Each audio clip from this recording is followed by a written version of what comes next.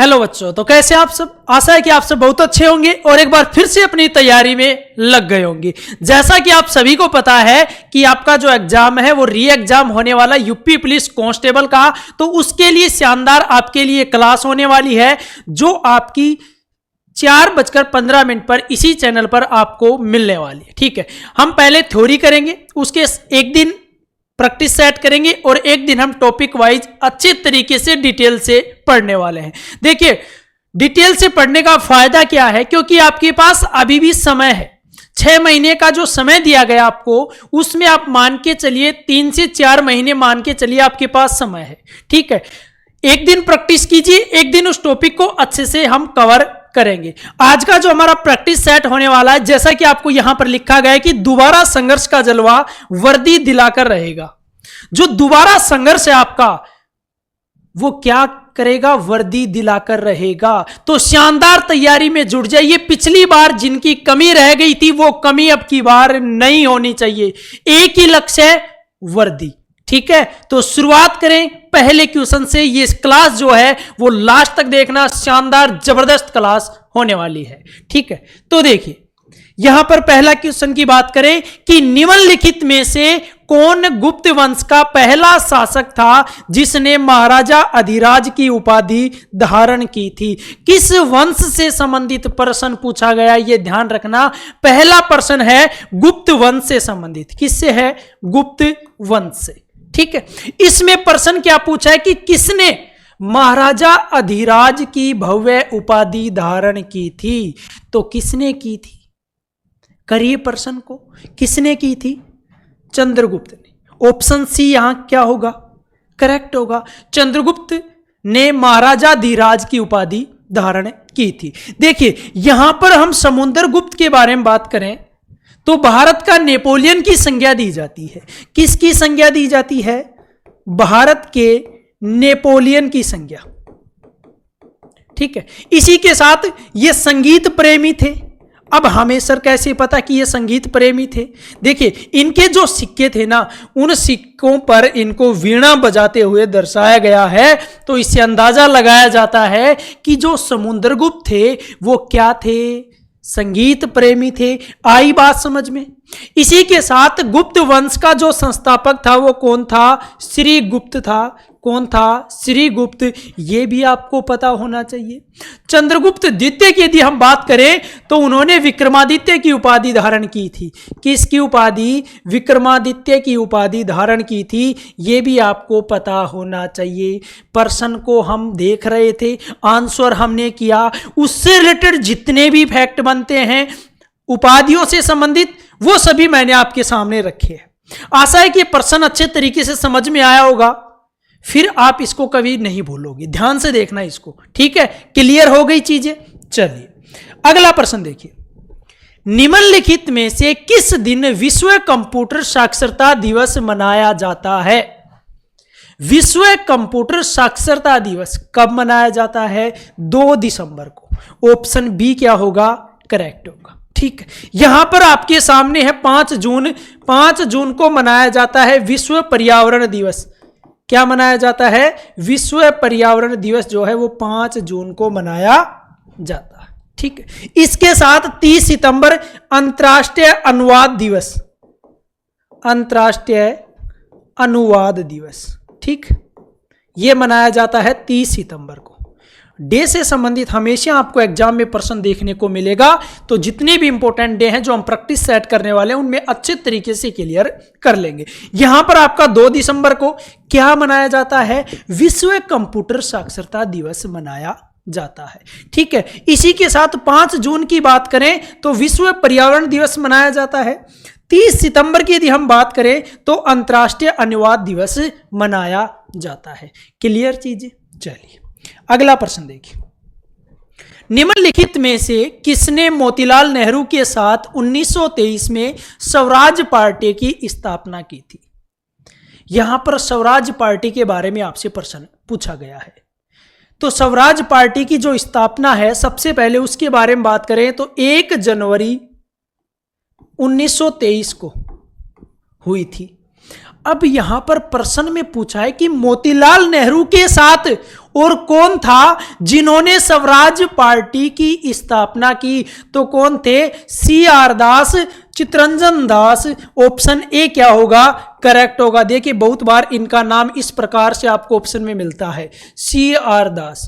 तो पूरा नाम भी आपको पता होना चाहिए, क्योंकि एग्जामिनर जो है वो कुछ भी पूछ सकता है, सीधा पूरा नाम भी दे सकता है या फिर CR दास के नाम से भी आपको प्रश्न पूछ सकता है। तो CR दास और मोतीलाल नेहरू ने, इन दोनों ने मिलकर 1923 में स्वराज पार्टी की स्थापना की थी। स्वराज पार्टी एक राजनीतिक पार्टी के रूप में गठित की गई थी। ध्यान रखना 1922 की बात कर रहा हूं मैं, गया में एक कांग्रेस का वार्षिक सम्मेलन हुआ था। किसका? कांग्रेस का वार्षिक सम्मेलन हुआ था। उस वार्षिक सम्मेलन के बाद स्वराज पार्टी का गठन किया गया था, ठीक है, जिसमें हम महत्वपूर्ण चीजों के बारे में बात करें तो अध्यक्ष कौन थे? CR दास थे। कौन थे? CR दास। और इस स्वराज पार्टी के जो सचिव थे वो आपके थे मोतीलाल नेहरू। कौन थे? मोतीलाल नेहरू। क्लियर चीजें? स्वराज पार्टी की स्थापना कब हुई थी? जो आपका कांग्रेस का वार्षिक सम्मेलन हुआ था दिसंबर 1922 में हुआ था। ये कब हुआ था? दिसंबर 1922 में गया में। इसके बाद स्वराज पार्टी की स्थापना हुई कब? 1 जनवरी 1923 को। किन्होंने की? CR दास और मोतीलाल नेहरू ने मिलकर की थी। CR दास इस पार्टी के अध्यक्ष थे और सचिव थे मोतीलाल नेहरू। चीजें क्लियर? ठीक, चलिए अगला प्रश्न देखिए। फुटबॉल में खिलाड़ी को चेतावनी देने के लिए किस रंग का कार्ड इस्तेमाल किया जाता है? आपने फुटबॉल का मैच देखा होगा, जो रेफरी होता है वो कार्ड दिखाता है खिलाड़ियों को। तो यहां पर प्रश्न ये पूछा है कि कौन सा कार्ड होता है, किस रंग का कार्ड होता है जिससे खिलाड़ी को चेतावनी दी जाती है? तो वो आपका पीले रंग का कार्ड है। ऑप्शन डी यहां पर क्या होगा? करेक्ट होगा। यदि रेफरी खिलाड़ी को पीले रंग का कार्ड दिखा रहा है तो आप समझ जाइए वो उसको चेतावनी दे रहा है। और यदि खिलाड़ी को उसने लाल रंग का कार्ड दिखा दिया तो इसका मतलब है कि खिलाड़ी बाहर हो जाएगा। क्या दिखा दिया? खिलाड़ी को बाहर का रास्ता यहां से दिखा दिया। लाल यदि वो कार्ड दिखाता है रेफरी तो, और पीले कार्ड से वो चेतावनी देता है, ठीक है। इसके बाद हम बात करें, देखिए फुटबॉल में एक पक्ष में 11 खिलाड़ी होते हैं, ठीक है। साथ ही बात करें तो मानक फुटबॉल का जो समय होता है वो 90 मिनट का होता है, जिसमें 45-45 दो हिस्सों में गेम होता है। 45-45 मिनट के 2 हिस्सों में ये गेम चलता है, ठीक है। आगे बात समझ में। एक तो नीला कार्ड होता है, सॉरी पीला कार्ड होता है, जो कि खिलाड़ी को चेतावनी देने के लिए दिखाया जाता है। आपने देखा होगा रेफरी जेब से निकालता है और कर देता है, ठीक है। तो उस समय खिलाड़ी क्या करता है? सॉरी बोलता है, देखा होगा आपने, ठीक है। उसी प्रकार से यदि वो लाल कार्ड दिखाता है तो खिलाड़ी को बाहर का रास्ता दिखा देता है, ठीक है। दोनों पता होनी चाहिए कि लाल कार्ड किस काम आता है, पीला कार्ड किस काम आता है, ठीक है। चलिए अगला देखिए। पद्म भूषण पुरस्कार विजेता उमा शर्मा एक रिक्त स्थान नर्तकी हैं। उमा शर्मा जो है वो पद्म भूषण पुरस्कार विजेता हैं। अब ये यहां पर ये पूछा है किस नर्तकी है, तो किस नृत्य की है? कथक नृत्य की। ऑप्शन डी यहां पर क्या होगा? करेक्ट होगा। उमा शर्मा कथक नृत्य की क्या है? नर्तकी। अब देखिए आपसे एग्जाम में हमेशा इस प्रकार से नृत्य प्रश्न जो आता है वो इस प्रकार से भी पूछा जाता है कि कथक नृत्य से संबंधित नाम पूछ लिए जाते हैं। आपसे पूछ लेगा पंडित बिरजू महाराज किस नृत्य से संबंधित हैं? कथक से हैं। लच्छू महाराज की यदि हम बात करें तो ये भी किससे संबंधित है? कथक नृत्य से संबंधित है, ठीक है। इसके बाद देखिए यहां पर शास्त्रीय नृत्य की बात हो रही है, तो हम चर्चा कर लेते हैं कि कौन कौन से शास्त्रीय नृत्य हैं। सबसे पहले बात करें भरतनाट्यम, जो आपका ऑप्शन ए है, किस राज्य से संबंधित है? तमिलनाडु से।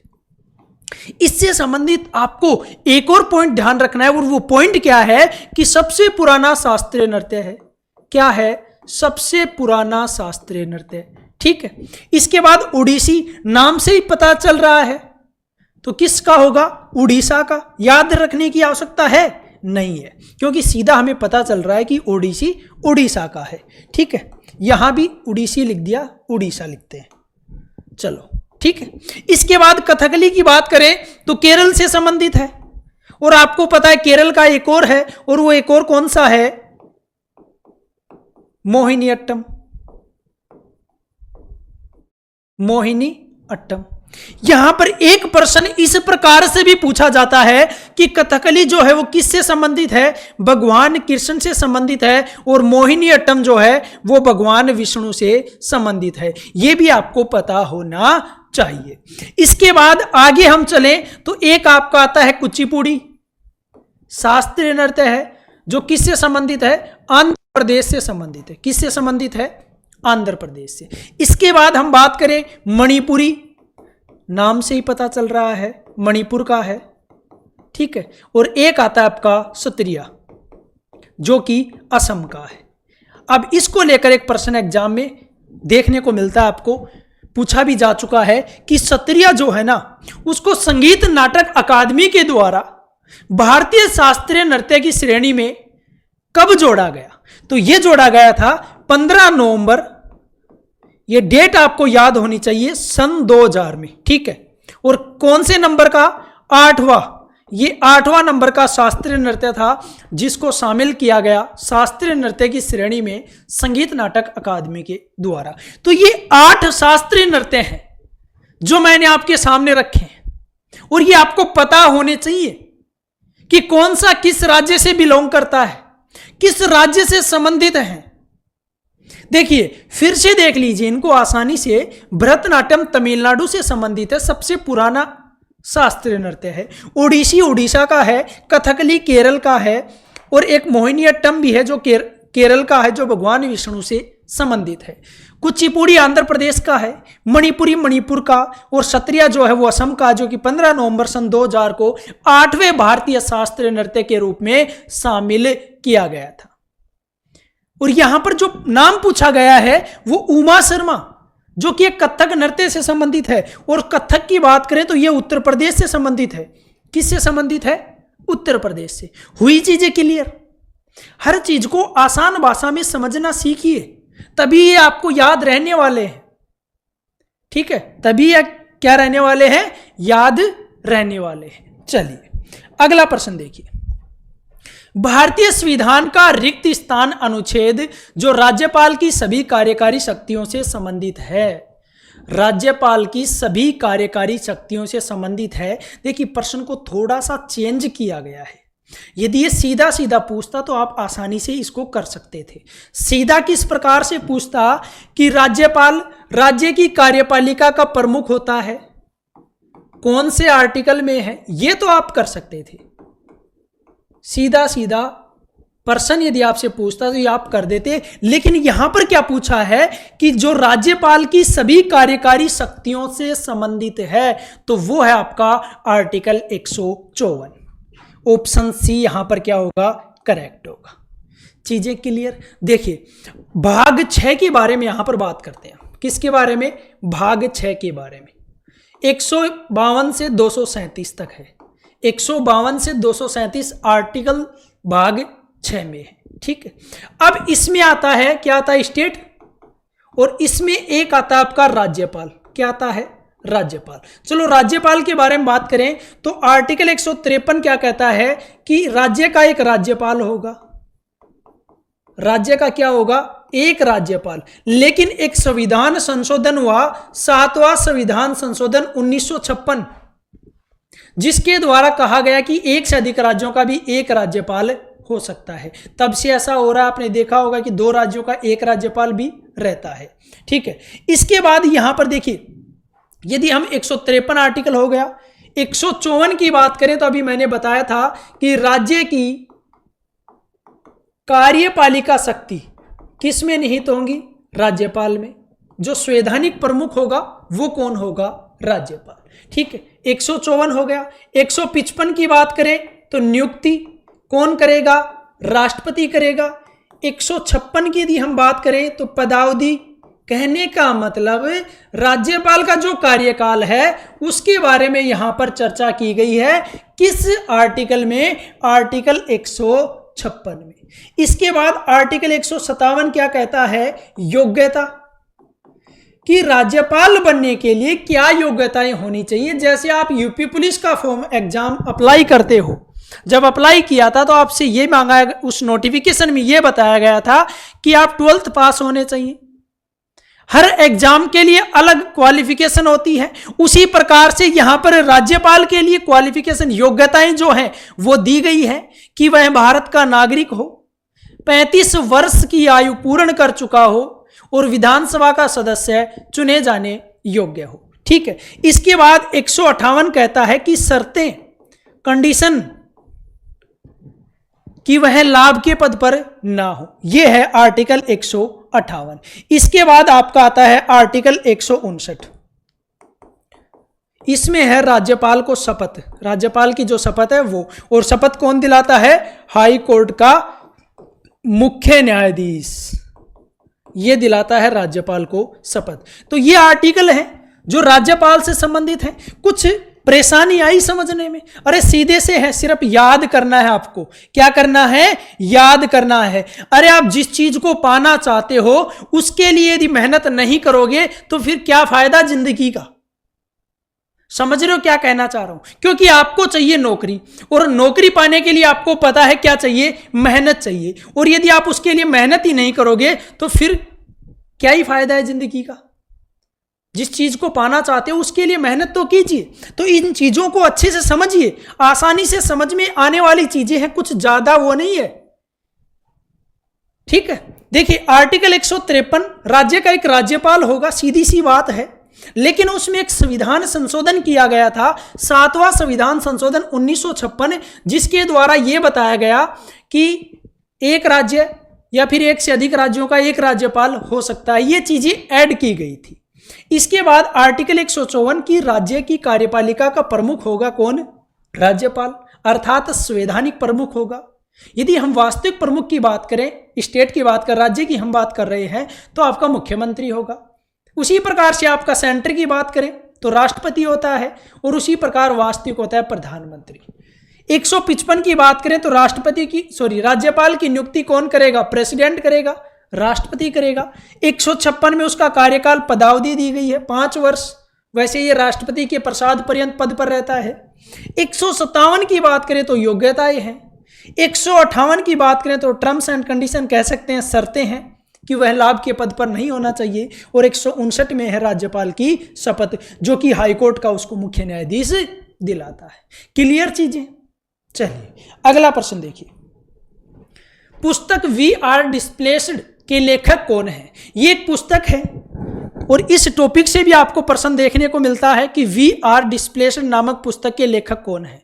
देखिए इस चीज को यहां पर समझिए। यहां पर आप नाम पता कर लोगे, चलो ठीक है, ऑप्शन का आंसर पता होगा, क्वेश्चन का आंसर आपको पता चल गया, अच्छी बात है। लेकिन उस चीज के बारे में पता तो होना चाहिए कि ये किससे रिलेटेड है, इससे एग्जाम में कौन कौन से और भी प्रश्न बन सकते हैं।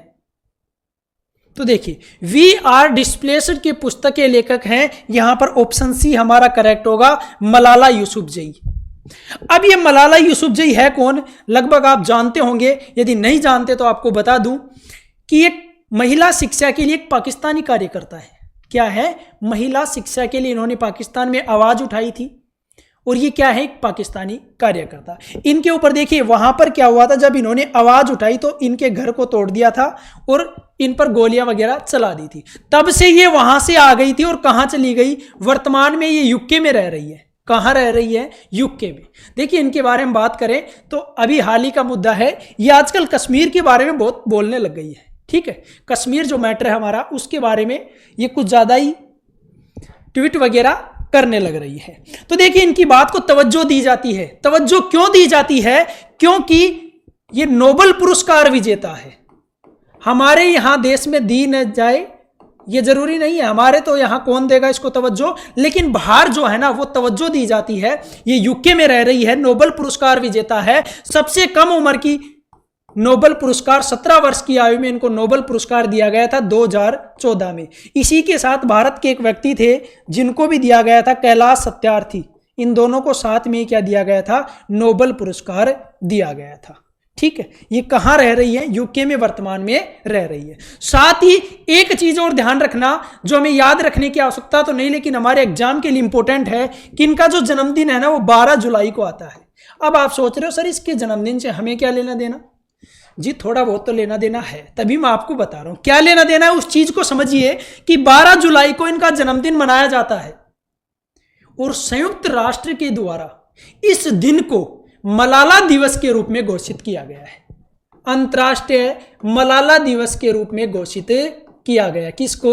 मलाला यूसुफजई के जन्मदिन को। ठीक है, हो गई चीजें क्लियर। इनकी पुस्तक का नाम आपको पता चल गया, ये कौन है, क्या करती है, इनको नोबेल पुरस्कार कब मिला। सबसे कम आयु में इनको नोबेल पुरस्कार मिला था 17 वर्ष की आयु में। वर्तमान में कहाँ रह रही? यूके में रह रही है और ट्वीट वगैरह कर रही है। ठीक है, चलिए इसके बाद अगला प्रश्न देखिए। आत्मनिर्भरता के उद्देश्य को पहली बार किस पंचवर्षीय योजना में शामिल किया गया?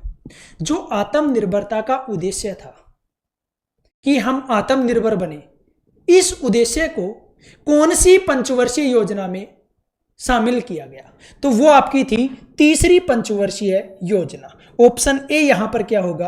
करेक्ट होगा। देखिए यहां पर ऑप्शन की बात करें, पहली पंचवर्षीय योजना आपकी 1951 से 56 तक, जो कि हेराल्ड डोमर मॉडल पर आधारित थी। साथ में बात करें कृषि विकास पर बल दिया गया था, या उद्देश्य था कृषि विकास। ठीक है, इसके बाद दूसरी पंचवर्षीय योजना की बात करें तो आपकी थी 56 से 61, 1956 से 61। इसमें दिया गया था आपका उद्योग पर बल। देखिए दूसरी पंचवर्षीय योजना के दौरान आपको पता है 3 इस्पात संयंत्रों की स्थापना की गई थी, दुर्गापुर, भिलाई और राउरकेला। तो सीधी सी बात, जाहिर सी बात है, उद्योगों को जहां महत्व दिया गया, 3 उद्योगों की स्थापना हुई, तो दूसरी पंचवर्षीय योजना किससे संबंधित होगी? उद्योग से संबंधित होगी। इसके साथ ही तीसरी की बात करें तो ये 1961 से 66 तक है, और पांचवी की बात करें तो ये आपकी 1974 से 78 तक। ठीक है, ये किससे संबंधित है? गरीबी उन्मूलन से। ये भी आपको ध्यान रखना है, गरीबी उन्मूलन से संबंधित है। एक इंपॉर्टेंट पॉइंट यहां पर पांचवी पंचवर्षीय योजना से संबंधित है कि गरीबी हटाओ का नारा कौन सी पंचवर्षीय योजना में दिया गया था? गरीबी हटाओ का नारा किस पंचवर्षीय योजना के दौरान दिया गया था? वो थी आपकी पांचवी पंचवर्षीय योजना। आ गई बात समझ में? तीसरी पंचवर्षीय योजना में आत्मनिर्भरता के उद्देश्य को पहली बार शामिल किया गया था। चलिए अगला प्रश्न देखिए। सुल्तान इल्तुतमिश ने जीतल नाम का एक धातु का सिक्का चलाया जो किसका बना था? सुल्तान इल्तुतमिश के बारे में आपने सुना होगा। देखिए नहीं सुना है तो मैं बता दूं, दिल्ली सल्तनत पर सबसे पहला वंश था जिसने शासन किया था, गुलाम वंश था। कौन सा था? गुलाम वंश। इस चीज को यहां पर समझिए, क्लियर कीजिए कि इल्तुतमिश कहां से आया। गुलाम वंश आया 1206 में और इसने शासन किया 1290 तक दिल्ली सल्तनत पर। इसका पहला शासक था कुतुबुद्दीन ऐबक। कुतुबुद्दीन ऐबक जिसने गुलाम वंश की स्थापना 1206 में की और इसने शासन किया था 1210 तक। यहां तक चीजें क्लियर हुई कि दिल्ली सल्तनत पर शासन किया था गुलाम वंश ने। पहला शासन था जिसको मामलुक वंश भी कहा जाता है, दास वंश भी कहा जाता है। इसमें 1206 से 1290 तक शासन किया था गुलाम वंश ने और इसका पहला शासक था कुतुबुद्दीन ऐबक जिसने गुलाम वंश की नींव डाली थी। कब? 1206 में। और इसने शासन किया 1206 से 1210 तक। यहां तक चीजें क्लियर। इसके बाद देखिए इल्तुतमिश 1211 से 1236 तक शासन किया इल्तुतमिश ने। यह भी गुलाम वंश का ही था। यहां पर चीजें क्लियर हो गई कि इल्तुतमिश था कौन। अब प्रश्न क्या पूछा इससे कि इल्तुतमिश ने जीतल नाम का एक धातु का सिक्का चलाया था। किस नाम का? जीतल नाम का। वो किससे बना था ये आपको बताना है। देखिए सीधा सा नहीं पूछा है, प्रश्न को डीपली लेके गया कि जो जीतल नाम का एक सिक्का चलाया था वो किस धातु का बना था? तो वो बना था, ध्यान रखना, तांबे का। किसका बना था? तांबे का। ऑप्शन बी क्या होगा यहां पर?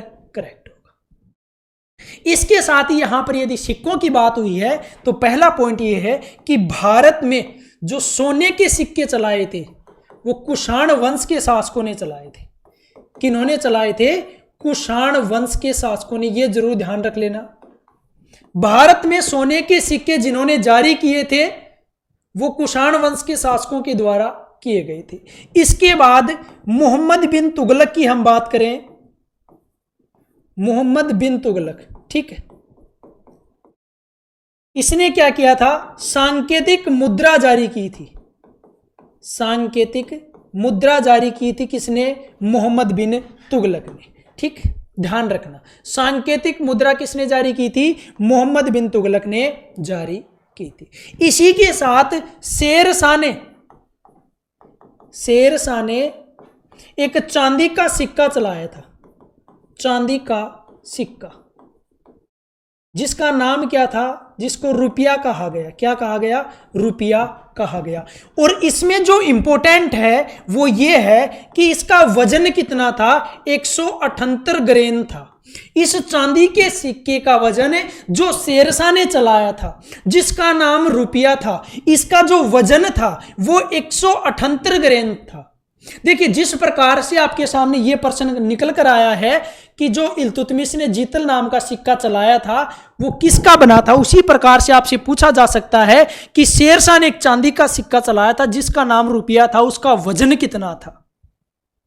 तो ये भी तो आपको पता होना चाहिए, चीजें हर पॉइंट क्लियर होना चाहिए, हर पॉइंट से प्रश्न बन सकता है, ठीक है। तो 178 ग्रेन का था, कितने का था, 178 ग्रेन का। सोने के सिक्के किसने चलाए थे भारत में, कुषाण वंश के शासकों ने, मोहम्मद बिन तुगलक ने सांकेतिक मुद्रा जारी की थी। क्लियर चीजें। चलिए अगला प्रश्न देखिए, भोजताल जिसे पहले अपर लेक के नाम से जाना जाता था, निम्नलिखित में से किस राज्य में स्थित है। देखिए, जो भोजताल है ना, ये एक लेक है, एक झील है, जिसे पहले किस नाम से जाना जाता था, अपर लेक के नाम से जाना जाता था। ये किस राज्य में स्थित है, ये आपसे पूछा गया है। तो ये आपकी मध्य प्रदेश राज्य में स्थित है, ऑप्शन बी करेक्ट होगा। देखिए, एक लोनार झील है जो कहां पर है, एक उपवन झील, एक विहार, एक वेन्ना। ये जो है ना महाराष्ट्र की लोकप्रिय झील है। किस राज्य की, महाराष्ट्र राज्य की लोकप्रिय झील है, ये आपको ध्यान रखना है। मध्य प्रदेश की बात करें तो धुआंधार जलप्रपात, धुआंधार जो जलप्रपात है वो कहां पर है, मध्य प्रदेश में, ठीक है। इसके साथ ही सांची का स्तूप की बात करें तो वो भी मध्य प्रदेश में है, सांची का स्तूप। और अभी अभी हाल ही में जो चुनाव हुए थे उसमें जो मध्य प्रदेश के मुख्यमंत्री बने हैं वो है मोहन यादव। कौन है, मोहन यादव, ये आपको ध्यान रखना, ये एमपी के मुख्यमंत्री बने हैं। साथ ही सीएम की हम बात कर रहे हैं तो गवर्नर की बात कर लेते हैं। गवर्नर है मंगू भाई सी पटेल। कौन है, मंगू भाई सी पटेल, एमपी के राज्यपाल हैं, लेकिन इंपॉर्टेंट आपके लिए मुख्यमंत्री हैं मोहन यादव, जो मुख्यमंत्री बने हैं एमपी के, ठीक है। चलिए अगला प्रश्न देखिए, भगवती समिति 1973, भगवती समिति कब आई थी, 1973 में, रिक्त स्थान पर एक रिपोर्ट प्रस्तुत की थी। कहने का मतलब भगवती समिति जो है ना वो किससे संबंधित थी, तो किससे संबंधित थी, बेरोजगारी से। ऑप्शन ए करेक्ट होगा, लेकिन यहां पर सिर्फ बेरोजगारी दिया गया है, लेकिन एक चीज और आपको ध्यान रखनी, बेरोजगारी व लोक कल्याण से यह संबंधित है। भगवती समिति 1973 इसने रिपोर्ट प्रस्तुत की थी, बेरोजगारी पर रिपोर्ट प्रस्तुत की थी। और भगवती समिति जो किससे संबंधित है, बेरोजगारी से और लोक कल्याण से संबंधित है, ठीक है। चलिए अगला प्रश्न देखिए, किसका उपयोग एपच को से छुटकारा पाने के लिए किया जाता है। एपच मतलब जो होता है जो खाने पीने की चीजें, जो हम कुछ खा लेते हैं ऐसा जो हमारा पचता नहीं है, ठीक है, या फिर पेट खराब हो जाता है, या फिर जलन, सीने में जो जलन होने लगती है ना, उसके बारे में आपसे यहां पर प्रश्न पूछा है कि एपच से छुटकारा पाने के लिए किसका उपयोग किया जाता है। तो किया जाता है एंटासिड, ऑप्शन डी करेक्ट होगा। जो एंटासिड है ना, इसका उपयोग करने से क्या होता है कि जो पेट की अम्लता होती है ना उसको ये समाप्त कर देता है, या फिर कह सकते हैं बेअसर कर देता है उस पेट की अम्लता को। और इसका उपयोग किसके लिए किया जाता है, जो सीने में जलन होती है, सीने में जलन होती है, कुछ ऐसी चीज़ें खाने से हो जाती हैं जलन, ठीक है। इसी के साथ अपच हो जाती है जब हमारा खाना पीना जम नहीं होता या फिर पेट खराब हो जाता है, उस समय एंटासिड का उपयोग किया जाता है। देखिए यहाँ पर आपको दिख रहा है एंटीबायोटिक, एनाल्जेसिक और एंटीसेप्टिक, 3 शब्द आपके सामने हैं, तीनों के बारे में आपको पता होना चाहिए। देखिए एंटीबायोटिक क्या होता है, हम बोलते हैं आम भाषा में कि मेरे ये हो गया तो क्या कहते हैं कि एंटीबायोटिक ले ले। कहने का मतलब जो रोगाणु है, रोगाणु जो है ना, उनको समाप्त करने के लिए एंटीबायोटिक का यूज किया जाता है। एनाल्जेसिक मतलब ये एक प्रकार की दवाएं हैं जिनका उपयोग विभिन्न प्रकार के दर्द से राहत पाने के लिए किया जाता है। विभिन्न प्रकार के दर्द से राहत पाने के लिए किसका उपयोग किया जाता है? एनाल्जेसिक का प्रयोग किया जाता है। एंटीसेप्टिक का मतलब क्या होता है? देखिए कहीं भी लग गई तो वहां पर क्या होगा? सूक्ष्म जीवों का निवास होगा, संक्रमण बढ़ेगा। कह सकते हैं एंटीसेप्टिक का उपयोग होता है संक्रमण को रोकने के लिए, संक्रमण को रोकने या समाप्त करने के लिए एंटीसेप्टिक का उपयोग किया जाता है। और एंटासिड का पता ही आपको चल गया कि अपच, पेट खराब या फिर सीने में जलन के लिए इसका उपयोग किया जाता है। ये पेट की अम्लता को क्या कर देता है? बेअसर कर देता है, समाप्त कर देता है। क्लियर चीजें? चलिए अगला प्रश्न देखिए, किस धर्म के भिक्षुओं के लिए चैत्य और विहारों का निर्माण किया गया था? कौन से धर्म के जो भिक्षु थे उनके लिए चैत्य और विहारों का निर्माण किया गया था? पहले प्रश्न का आंसर देखिए, ऑप्शन सी होगा बौद्ध धर्म के भिक्षुओं के लिए। अब यहां पर पॉइंट यहां पर ये बनते हैं कि चैत्य क्या होते हैं और विहार क्या होते हैं, ये भी तो हमें पता होने चाहिए। प्रश्न पढ़ने का क्या फायदा जब प्रश्न पूरा समझ में नहीं आ रहा कि चैत्य और विहार होते क्या है, तो आंसर किस प्रकार से हम कर सकते हैं। तो यहां पर चैत्य जो है ना वो बौद्ध भिक्षुओं का पूजा स्थान है, पूजा करने का जो स्थान है। इसी के साथ विहार की यदि हम बात करें तो ये बौद्ध भिक्षुओं का निवास स्थान है। बौद्ध भिक्षुओं के निवास स्थान को कहा जाता है विहार और पूजा स्थल को कहा जाता है चैत्य।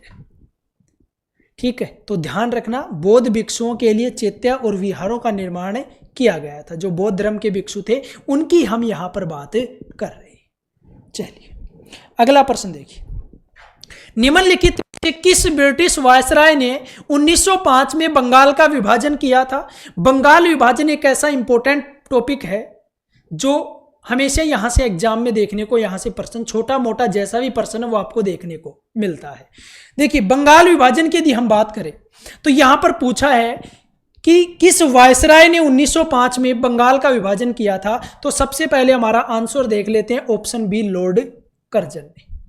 किसने? लॉर्ड कर्जन ने। देखिए लॉर्ड कर्जन ने 19 जुलाई 1905 को शिमला से घोषणा की थी कि हम बंगाल का क्या करने जा रहे हैं? विभाजन करने जा रहे हैं। अब ये लोगों को बात खली नहीं, और जो हमारे स्वतंत्रता सेनानी थे उन्होंने क्या किया कि 7 अगस्त 1905 को कलकत्ता के टाउन हॉल से स्वदेशी आंदोलन की घोषणा कर दी। किस आंदोलन की घोषणा कर दी? स्वदेशी आंदोलन की घोषणा कर दी। और 16 अक्टूबर 1905 को जो बंगाल विभाजन था ये क्या हो गया? लागू हो गया। देखिए यहां पर सिर्फ घोषणा की गई थी। 19 जुलाई 1905 को शिमला से लॉर्ड कर्जन ने घोषणा की थी कि बंगाल का विभाजन हम करने जा रहे हैं। उसी के विरोध में 7 अगस्त 1905 को स्वदेशी आंदोलन की घोषणा की गई। कलकत्ता के टाउन हॉल से स्वदेशी आंदोलन की शुरुआत की गई। और इसी स्वदेशी आंदोलन के दौरान जो बांग्लादेश का राष्ट्रगीत वर्तमान में अमार सोनार बांग्ला वो लिखा गया था। ठीक है, ये भी आपको ध्यान रखना है। और 16 अक्टूबर 1905 को ये जो बंगाल विभाजन की घोषणा हुई थी वो क्या हो गया? लागू हो गया। अब बात ये आती है कि जो बंगाल विभाजन लागू हुआ था ये खत्म कब हुआ या निरस्त कब हुआ? तो ये निरस्त हुआ था 1911 में। कब हुआ था? 1911 में। 1911 में ऐसा क्या हुआ कि निरस्त किया गया? देखिए दिल्ली दरबार लगा था, दिल्ली दरबार लगा था। और उस समय वायसराय की बात करें तो वायसराय था लॉर्ड हॉर्डिंग। कौन था उस समय? वायसराय लॉर्ड हॉर्डिंग था। और इस दिल्ली दरबार के समय ही एक पॉइंट और ध्यान रखना है, जो राजधानी है वो कलकत्ता से दिल्ली स्थानांतरित की गई थी। ये पॉइंट ध्यान रखना है आपको। कलकत्ता से दिल्ली स्थानांतरित की गई राजधानी कब? 1911 में दिल्ली दरबार के समय। और इसी समय क्या किया गया? बंगाल विभाजन को रद्द किया गया, निरस्त किया गया। शुरुआत कब हुई? घोषणा कब हुई? 19 जुलाई 1905 को शिमला में घोषणा की थी लॉर्ड कर्जन ने कि हम बंगाल का विभाजन करने जा रहे हैं। हमारे लोगों को ये बात अच्छी नहीं लगी, क्योंकि बंगाल का विभाजन करेगा, किसको अच्छा लगेगा? ठीक है, तो 7 अगस्त 1905 को कलकत्ता के टाउन हॉल से स्वदेशी आंदोलन की घोषणा की गई और बहिष्कार प्रस्ताव पास किया गया। साथ ही 16 अक्टूबर को यह लागू हो गया 1905 में। निरस्त किया गया 1911 में जो दिल्ली दरबार लगा था, उस समय वायसराय था लॉर्ड हॉर्डिंग, और उस समय ये बंगाल विभाजन रद्द किया गया। साथ ही एक पॉइंट है कि कलकत्ता से राजधानी दिल्ली स्थानांतरित की गई। क्लियर चीजें आ गई बात समझ में? तो चलिए अगला प्रश्न देखिए पढ़ने में मजा आ रहा है ना, अच्छी तरह से चीजें समझ में आ रही है तो लाइक कर देना वीडियो को। देखिए आयनिक यौगिक NaCl का रासायनिक नाम क्या है? सीधा सा प्रश्न है, आसान सा प्रश्न आपके सामने लेकर आया हूं। NaCl, जिसको साधारण भाषा में हम नमक बोलते हैं। Na का मतलब क्या होता है? सोडियम होता है। Cl मतलब क्लोरीन, तो क्या होगा? Sodium chloride. ऑप्शन डी यहां पर आपको देखने को मिल रहा है, जो कि हमारा करेक्ट आंसर होगा। ठीक है, यहां पर देखिए लिथियम क्लोराइड, लिथियम होता है Li, तो क्या होगा? Lithium chloride LiCl। Caesium chloride की बात करें तो सीजियम होता है Cs, तो CsCl, caesium chloride. Calcium chloride की बात करें तो कैल्शियम होता है Ca और क्लोराइड Cl, तो calcium chloride. Lithium chloride LiCl, caesium chloride का सूत्र CsCl और कैल्शियम क्लोराइड का होता है CaCl, और सोडियम क्लोराइड जो कि एक नमक के रूप में जाना जाता है NaCl होता है। ठीक है, चलिए अगला प्रश्न देखिए। निम्नलिखित में से कौन सा त्योहार अमावस्या के दिन आयोजित किया जाता है? इनमें से कौन सा त्योहार है जो अमावस्या के दिन आयोजित किया जाता है? तो जो काली पूजा है ना, ऑप्शन ए क्या होगा? करेक्ट होगा। ये कार्तिक माह की अमावस्या को काली पूजा का त्योहार मनाया जाता है। ठीक है, ये ध्यान रखना। इसके साथ दूसरा महावीर जयंती, तो जो महावीर स्वामी है वो जैन धर्म के 24वें तीर्थकर थे। कौन से थे? 24वें तीर्थकर, तो इनकी जयंती मनाई जाती है भगवान महावीर जयंती। दशहरा, विजयादशमी जो कि विजय का दिन है, विजय के दिन के उपलक्ष्य में मनाया जाता है, दशहरा मनाया जाता है। साथ में होली की बात करें, होली जो आपकी है वो फाल्गुन महीने की पूर्णिमा को मनाई जाती है। ठीक, जो कि अब आपकी आने भी वाली है, अगले माह में आने वाली है। होली फाल्गुन माह की पूर्णिमा को मनाई जाती है। साथ ही काली पूजा, फिर से बता रहा हूं, कार्तिक माह की अमावस्या को। महावीर जयंती जो कि महावीर जो जैन धर्म के 24वें तीर्थकर है। दशहरा विजयादशमी के दिन अर्थात विजय के दिन मनाया, उस उपलक्ष्य में मनाया जाता है। क्लियर चीजें? चलिए अगला प्रश्न देखिए। सरस्वती सम्मान पुरस्कार किस क्षेत्र में दिया जाता है? जो सरस्वती सम्मान पुरस्कार है वो कौन से क्षेत्र में प्रदान किया जाता है? तो ये प्रदान किया जाता है आपका साहित्य के क्षेत्र में। ऑप्शन बी क्या होगा? करेक्ट होगा। अब सरस्वती सम्मान के बारे में हमें इतना तो पता चल गया कि ये साहित्य के क्षेत्र में प्रदान किया जाता है, लेकिन ये शुरुआत किसने की थी? के बिरला फाउंडेशन के द्वारा। के बिरला फाउंडेशन के द्वारा 1991 में इस पुरस्कार जो सरस्वती सम्मान है, इस पुरस्कार की शुरुआत की गई थी। और ये किस क्षेत्र में प्रदान किया जाता है? साहित्य के क्षेत्र में प्रदान किया जाता है। ये चीजें भी साथ साथ अच्छी तरीके से क्लियर होनी चाहिए। चले अगला प्रश्न देखिए। अवध किसान सभा की स्थापना कब हुई थी? जो अवध किसान सभा है उसकी स्थापना कब हुई थी? तो वो हुई थी आपकी 1920 में। ऑप्शन डी क्या होगा? करेक्ट होगा। देखिए अवध किसान सभा की जो स्थापना है ना, वो बाबा रामचंद्र ने, किसने? बाबा रामचंद्र ने के द्वारा गठित क्या थी? एक एसोसिएशन थी, गठित एक एसोसिएशन थी। ठीक है, इन्होंने क्या किया? अवध के किसानों को संगठित किया था।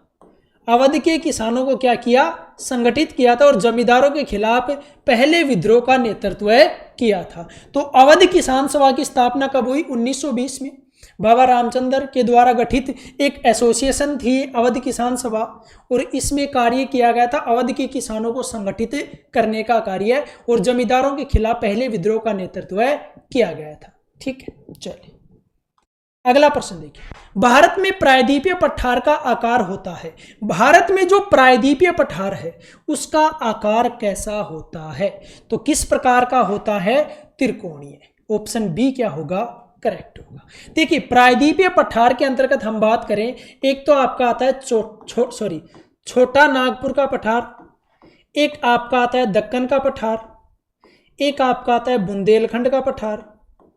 ये आते हैं आपके प्रायद्वीपीय पठार के अंतर्गत। ठीक है, छोटा नागपुर, दक्कन और बुंदेलखंड का जो पठार है ये आते हैं प्रायद्वीपीय पठार के अंतर्गत। और प्रायद्वीपीय पठार का जो आकार है वो किस प्रकार का होता है? त्रिकोणीय होता है। चलिए अगला प्रश्न देखिए। बिरहोर नृत्य रिक्त स्थान का एक आदिवासी लोक नृत्य है। बिरहोर नृत्य किस स्थान का या किसका एक आदिवासी लोक नृत्य है? तो किसका है? झारखंड का। ऑप्शन डी करेक्ट होगा। देखिए यहां पर हम बिरहोर की बात करें ना, तो बिरहोर क्या है? एक आदिवासी समुदाय है। बिरहोर क्या है? एक आदिवासी समुदाय है जो पूरे झारखंड में फैला हुआ है। पूरे झारखंड में क्या हुआ है? फैला हुआ, मतलब पूरे झारखंड में निवास करते हैं और इन्हीं के द्वारा ये नृत्य किया जाता है जिसका नाम है बिरहोर नृत्य। तो एग्जाम में आपसे इस प्रकार प्रश्न पूछा जाता है कि बिरहोर नृत्य रिक्त स्थान का एक आदिवासी लोक नृत्य है, तो किसका है? झारखंड का।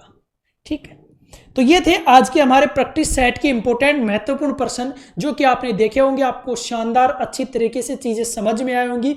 और यदि आपको वीडियो अच्छा लगे तो वीडियो को ज्यादा से ज्यादा अपने दोस्तों के साथ शेयर करें, वीडियो को लाइक करें। कोई भी आपका डाउट इस क्लास को लेकर, किसी भी प्रकार का कोई डाउट है तो कमेंट करें, आपको रिप्लाई मिलेगा। यदि आप चैनल पर नए हैं तो चैनल को सब्सक्राइब करना न भूलें, बेल आइकन प्रेस कर लें ताकि जो भी शानदार जबरदस्त क्लासेज आ रही हैं उनका नोटिफिकेशन आप तक पहुंच सके, आप उनको पढ़कर यूपी पुलिस की वर्दी को प्राप्त कर सके। धन्यवाद।